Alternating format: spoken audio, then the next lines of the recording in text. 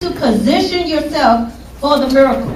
The text says, and they came to Jericho, and as he went out of Jericho with his disciples and a great number of people, blind Bartimaeus, the son of Timaeus, sat by the highway side begging. Jesus now he is in Jericho. This is one of the most important cities in Palestine. A major highway ran through the city, and that was where Bartimaeus was sitting begging. It was Passover season, which meant that thousands of people would pass this highway to get to Jerusalem. Bartimaeus positioned himself. He sat there expecting the religious people to pass by and be sensitive to his needs. Bartimaeus thought that he was in the right place to get what he could from the people, but what happens to him on this highway on this day changed his life forever.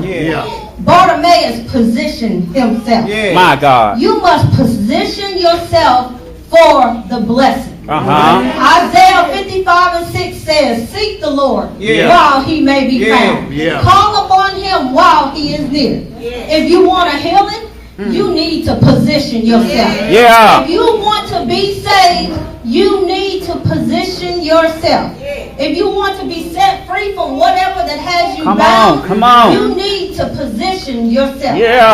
Bartimaeus was blind, so therefore when the people passed by, he couldn't see them, but only could hear what they were saying. My God. Remember, he is on a major highway, and he heard all types of conversations. There would be caravans of men, women, children, and animals, all traveling along this major highway. But there was something about this group on this day that was passing by. That the text said that Bartimaeus heard that it was Jesus Christ of Nazareth. He was blind, but he wasn't deaf. My God. When you lose one sense, your other ones are strengthened. Come on. Bartimaeus was physically blind, and we have people in our churches today that are spiritually blind. My. Some of us have all of our senses, but when Jesus come by, we can't see him, we can't hear him, we can't we can't taste him. Can't you hear him? Can't you see him sitting here listening to conversations where Jesus had touched people, where he had healed people, and where he had set them free? What are you saying about Jesus? My God. What you say about Jesus does make the difference. Come on. What are you saying in your conversation? When Jesus passed by, are we making enough noise that people who are blind, whether physically or spiritually, do they know that it is Jesus? Come on. If Bartimaeus never heard anybody talk about Jesus, perhaps he would still be on the highway side today begging bread. My God. But somebody was talking about Jesus. They were talking about the one that saves. They were talking about the one that heals. Come on. They were talking about the one Call the roll. Come on. Secondly, you have to acknowledge that you have a need. First, I told you that you have to position yourself for the miracle. Now you have to acknowledge that you have a need. Verse 47 says, and when he heard that it was Jesus of Nazareth, he began to cry out and say, Jesus, thou son of David, have mercy on me. He no longer was begging for money, but now he was begging for mercy. My God. Cried out. And for someone here today, you need to cry out to Jesus. Anytime the people had a need for Jesus, they cried out. And I know some of you always want to be silent saints, but sometimes you need to cry out. This man was a beggar, and he was used to asking people to have his needs met. And now he was seeking someone who could meet every need that he had. Bartimaeus realized his need, and he cried out to Jesus for mercy. Thirdly, don't let anyone hinder you from getting your needs met.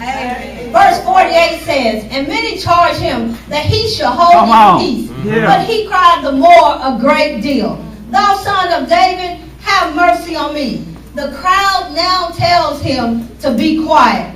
Isn't that just like the religious folks? They say that Jesus don't have time to heal you. He's on his way to the Passover. Or maybe they were tired of hearing this man beg. They could have been upset that Bartimaeus beat them to asking Jesus for a blessing. Come on. They told him to hold your peace. The text says he cried a great deal the more. This he got louder. Yeah. He wasn't going to allow anyone to hinder him from getting the attention of Jesus.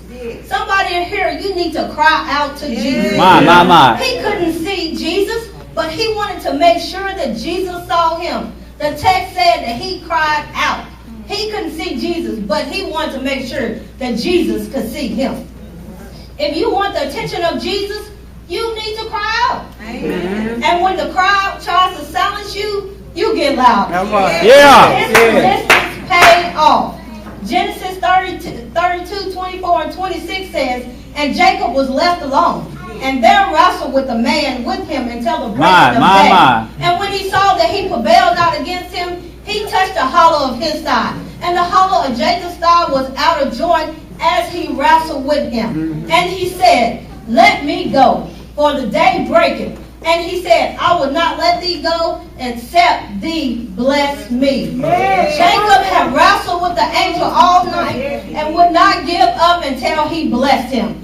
When you are seeking something from Jesus, don't fizzle out. Don't give up, but just keep wrestling until you get what you're seeking for. Deuteronomy 4 and 29 says, but if from thence thou shalt seek the Lord thy God, thou shalt find him, if thou shalt seek him with thy whole heart and with thy soul. Bartimaeus asked for mercy. Jesus saw the persistence of Bartimaeus and stopped what he was doing. He stood still. He called Bartimaeus to him. The crowd had to be huge because the text said he commanded him to be called. Jesus was making a point to the people. You wanted him to be called. Now you tell him. You wanted him to be quiet. Now you tell him to come to me. Won't Jesus make